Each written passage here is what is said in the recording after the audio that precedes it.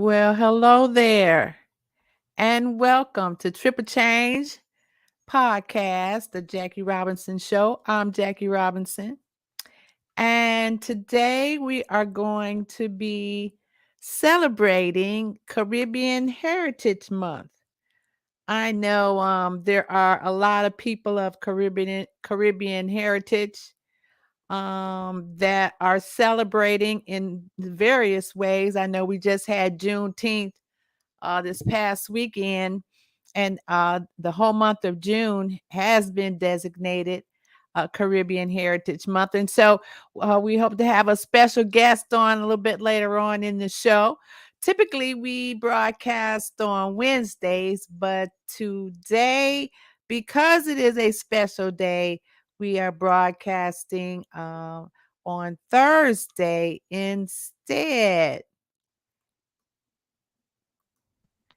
Hello. Hello, how are Oh, you? I'm good. Yes, we are broadcasting live right now as we speak, Miss Loretta. Yes, ma'am. How you I'm so doing? excited. I'm Good. doing great. I'm here at the New York Public Library, and we're doing wonderful things for Caribbean American Heritage Month. Excellent. And we had spoken earlier, and I know that there's a lot of history that goes behind the Caribbean islands. We could go back to Saint L'Ouverture. We could go back to a way back. Okay. And so, Yes. how did you get involved in this particular organization, Loretta? Well, I'm Caribbean. My paternal father, my paternal side of my family is from Jamaica. And I was born here in New York and grew up in New York.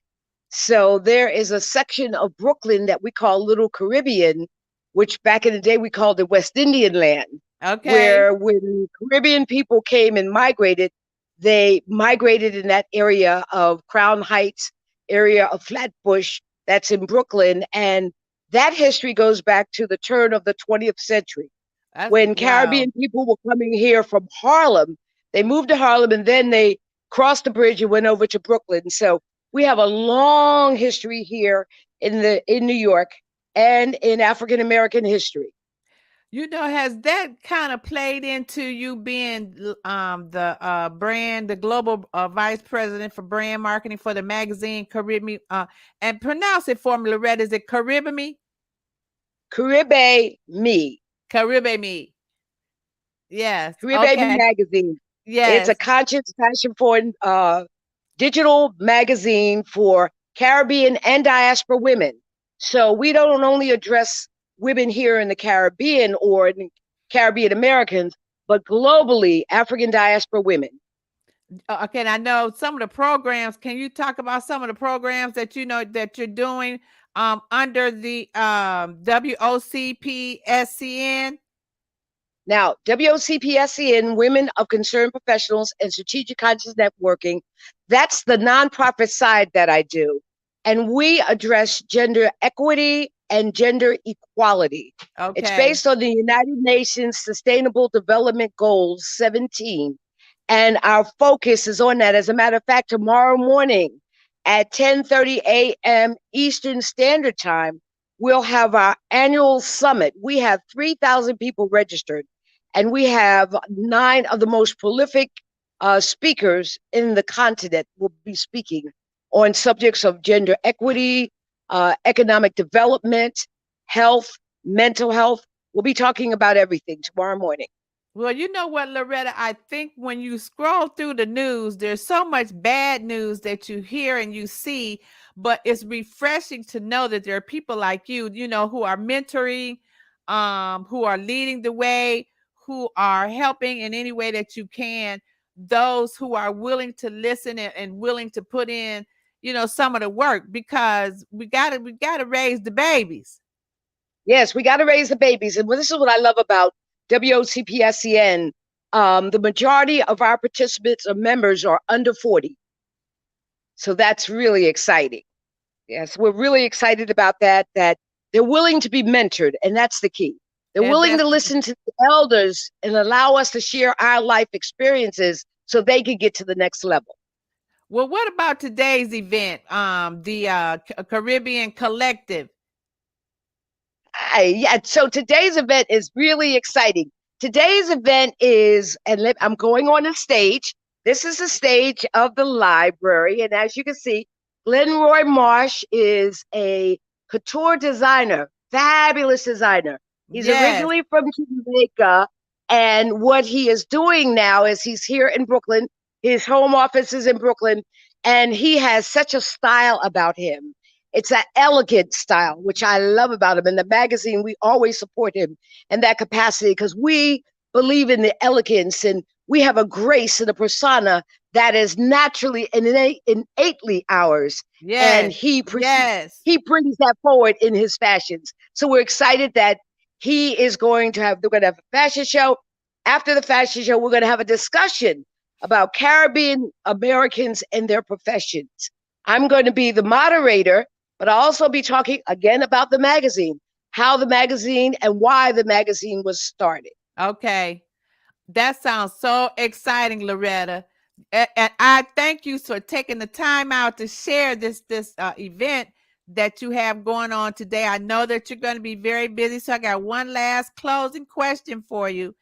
In your All life, right. in your life journey, what was the most profound change in your consciousness, a paradigm shift that you experienced, propelling you to another level as a trip of change?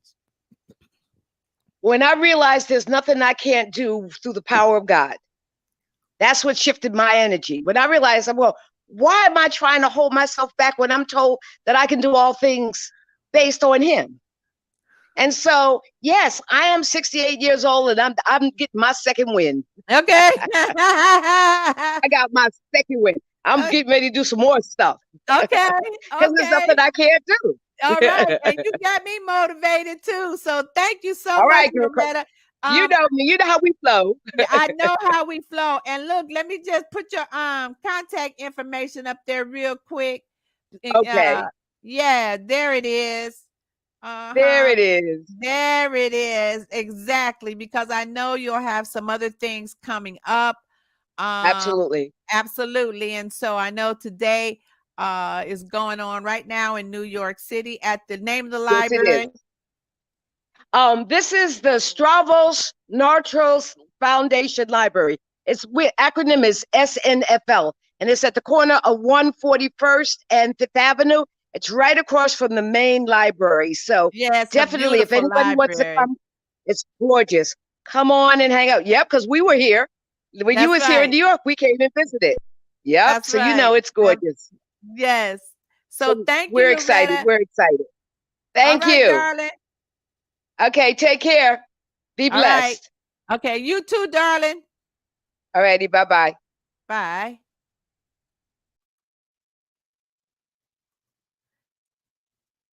Yes, that was Loretta Green-Williams from New York City. They're having the Caribbean Collective Caribbean Heritage Month.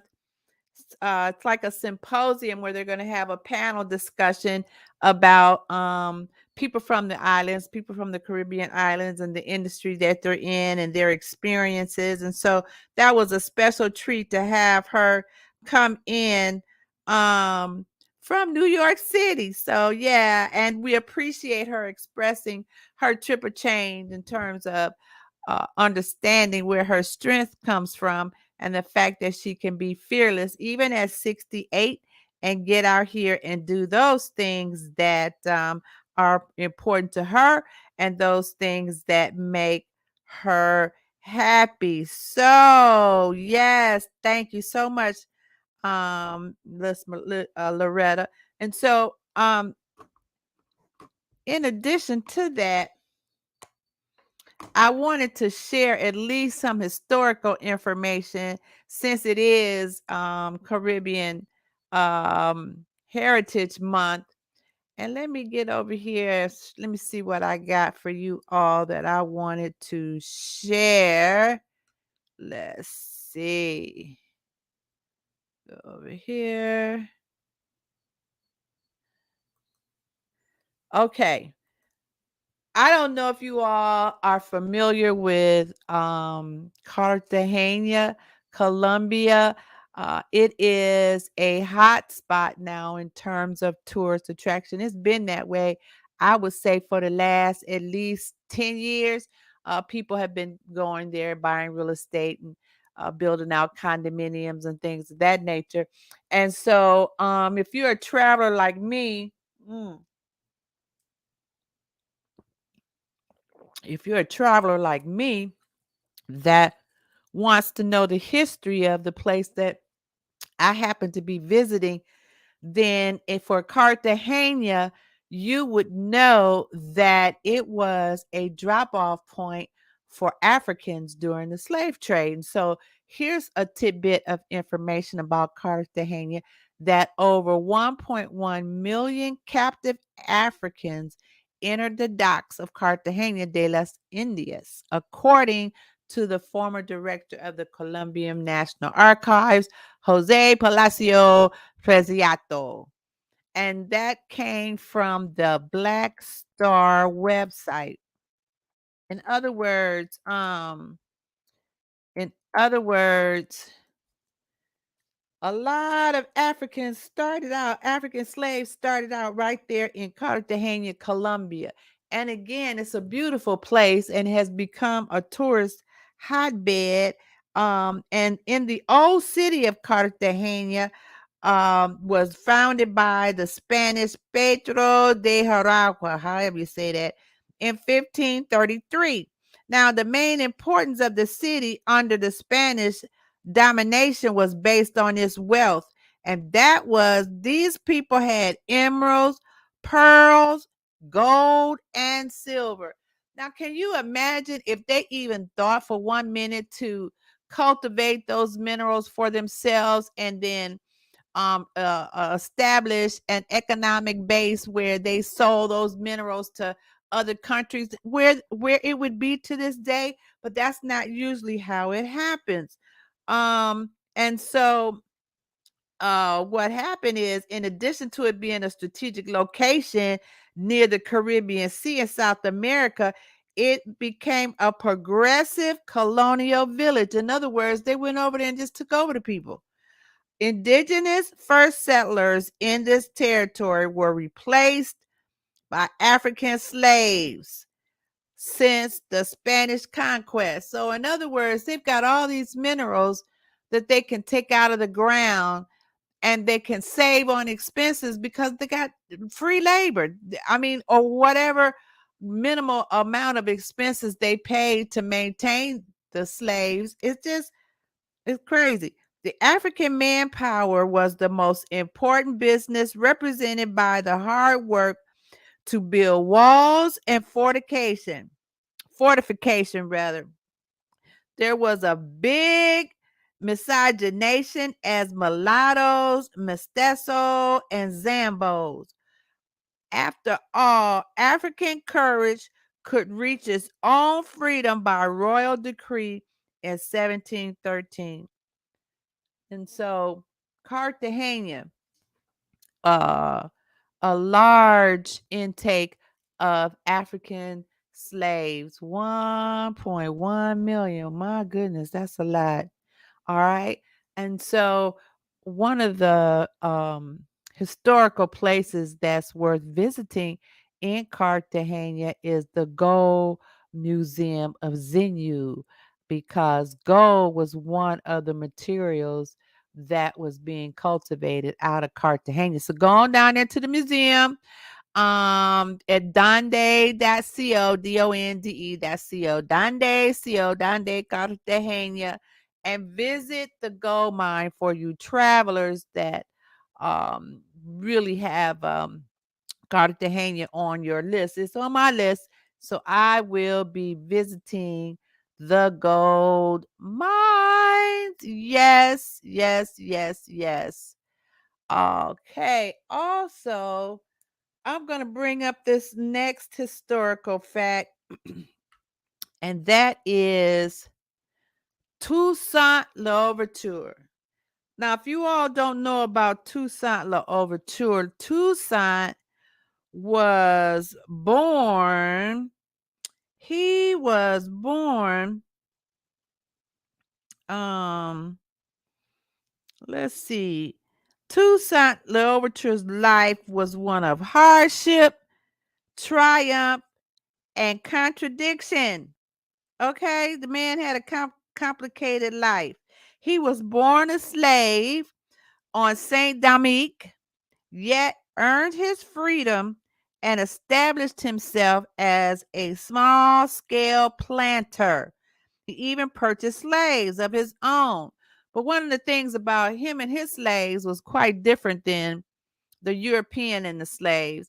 The Europeans were quite cruel when it came to managing their slaves, treated them like property, whereas Toussaint, from what I understood in my research, he was not cruel to his slaves. Nonetheless, because he had elevated to a certain degree in life, he was able to use his plantation with his slaves and amass a fortune.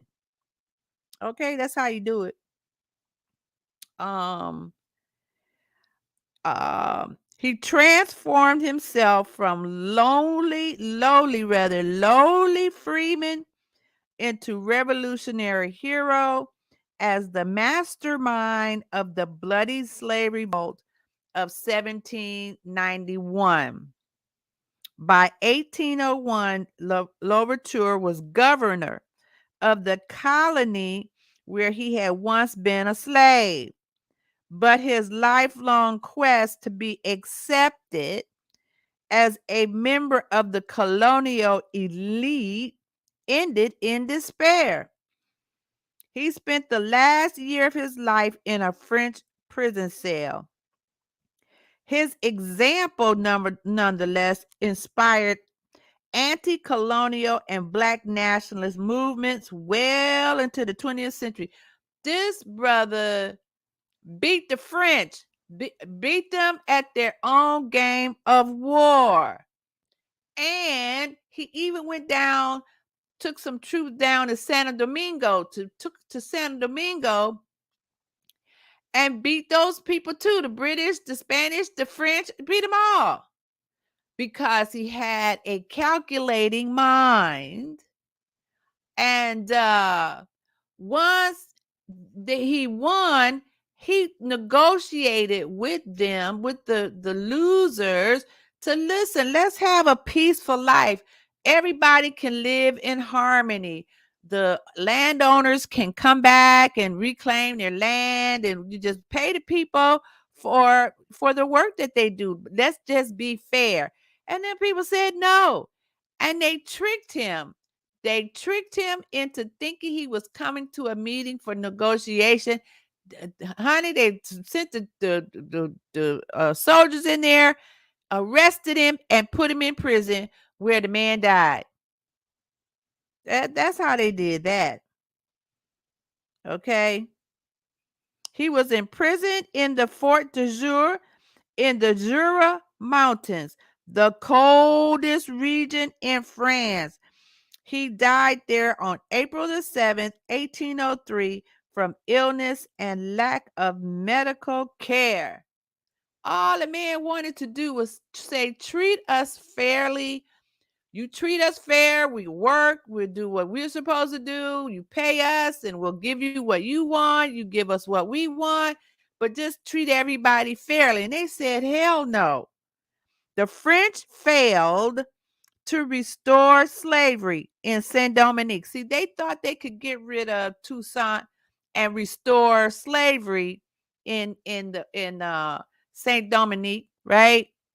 And go back to the way that it was before, have zero to cheap labor and profit off of the resources on the land. Thanks to the military might built up under L'Ouverture, the blacks defeated the French at the Battle of Vertères in 1803. On January the 1st, 1804, a new leader, Jean-Jacques Dessalines, proclaimed the country's independence, which he renamed after his Aboriginal name, Haiti, meaning mountainous land. And that is the Caribbean history for today, Thursday, June the 23rd, for Caribbean Heritage Month. I hope you enjoyed that. I know I enjoyed having Loretta come on uh, and talk about working with young people and reminding them of where they come from and the heritage and the legacies that have been left for them. And so I am grateful to have been able to share that from Loretta. And now, so thank you, Loretta, for being a guest on today's Triple Change podcast, the Jackie Robinson Show. We appreciate you. Thank you so much. All right. Okay. Well, it's been a hot week. I know it's been hot here in the month of June here in Georgia. And I also know from reading in my notes that people are getting out and traveling once again, and the airlines are doing things like bringing hot meals back on some flights. But if you have e-credits that you had stored over or brought forward from 2020, 2021, you need to start thinking about using those e-credits because December, the end of 2020, what year is this? 2022 is right around the corner. We are already at the end of June with less than 6 months to go left in this year. And so um, we are excited about some of the things that we'll be doing. We've got some upcoming guests on the show. But before I tell you about our upcoming guests, listen, Trip of Change, Trip of Change. You heard Loretta talk about her faith and her spirituality within her mind, and her level of belief was her trip of change. And that's what we do here on the Trip of Change podcast is we talk to people about what significant change that they experience from some place that they traveled to, or some encounter with a person that they've had, or a book that they've read, or something that they've done that was significant in their lives and made a difference. And that's what we want to talk about, whether or not that was done locally, in your city, in your state, in the United States, or while traveling internationally. I know that there are a lot of retirees, and there's young people. There are people in the airline industry that travel a lot. We want to hear from you. We want to know what people in other countries are doing the way they're doing it, how they're doing it, and you will have some insight because you're traveling and you're traveling there. And so get in touch with us and share your information so we can get you signed up to be on the show. Go out to the website, triplechange.podcast.com. You can also subscribe to our YouTube channel. But really, I want you to go out to the website, which is right here. Go out to tripofchangepodcast.com and see some of the things that we are doing on the website. We've got articles out here of this article from an abusive situation to wife and business owner in Nigeria. That was an excellent podcast. This young lady talked about an abusive situation she was in here. I think it was either Missouri or Ohio, and how her and her sister had to escape almost in the middle of the night in order to get out of that situation. And because she had been communicating with a young man in Nigeria, she just decided that her escape was going to take her as far away as she possibly could. And she moved all the way to Nigeria, Lagos, Nigeria. Matter of fact, when she got there, at the airport, the young man proposed in the airport, proposed to her before she could even touch down real good. And 3 months later, they were married. Okay. So go out and listen to her story of how she made that decision. That was definitely her trip of change. And also the things that she's doing to sustain her lifestyle in Lagos, Nigeria as a publisher. That's Miss Portia Steele. Go out and listen to that podcast. Also, we did an historical celebration on Juneteenth. And I also wrote about a woman that I admire. That's Mrs. Doris Hollis Pemberton. Mrs. Pemberton befriended me some years ago, and her story as a maverick, a trailblazer in her own right during the movement is written in that article. And we appreciate the fact that we were able to have a shortened relationship with Mrs. Pemberton.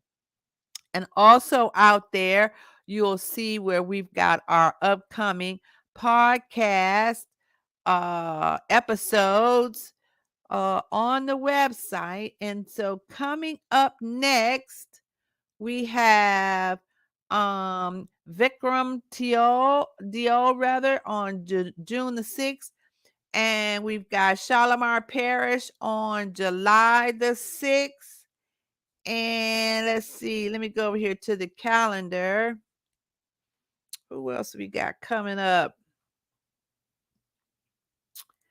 Okay, we've got Christy Steele on Wednesday the 13th.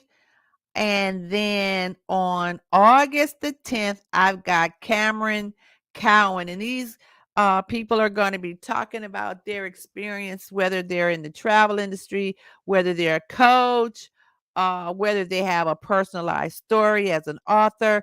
They will be talking to us here on Triple Change Podcast about what's going on in their lives and the trip of change that they have taken. Yes, that's on our website.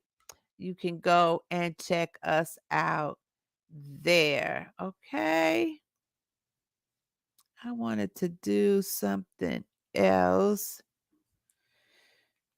Ooh, I'll tell you, it's hot in Georgia. It is extremely hot.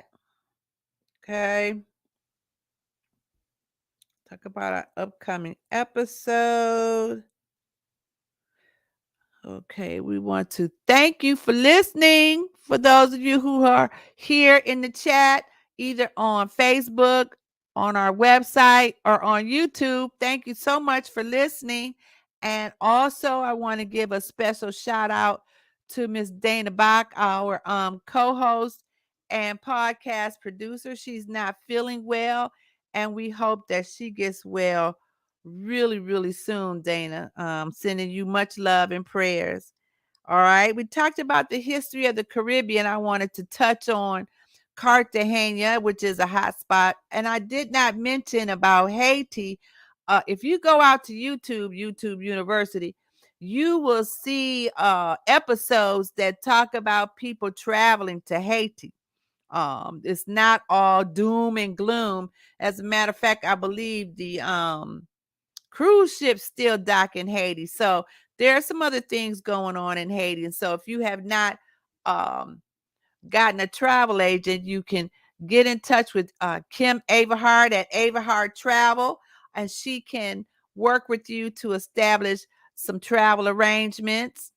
And so for Haiti as well as for Cartagena, we talked about the history of both of those cities during Caribbean American Heritage Month. And Miss Loretta joined us. I appreciate her so much. Girl, we had so much fun in New York. Loretta took us from Fifth Avenue all the way up across 110th Street on into Harlem, 125th Street.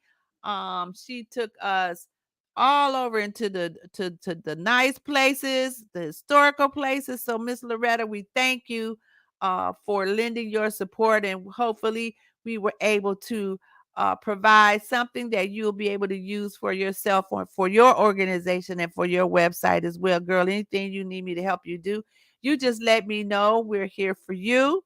So we appreciate Miss Loretta Green-Williams for coming on and talking about the event.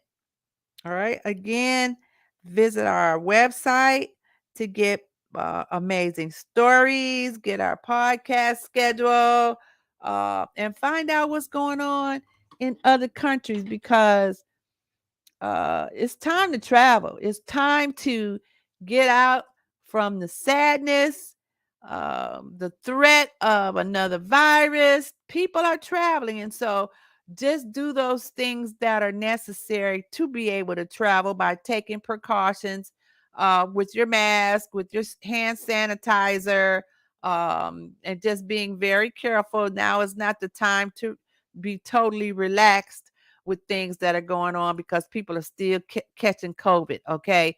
It might not be as bad as it was 2 years ago, but it's still out there. And so we are traveling and we want to be safe. And so until the next time, keep smiling and take a trip of change.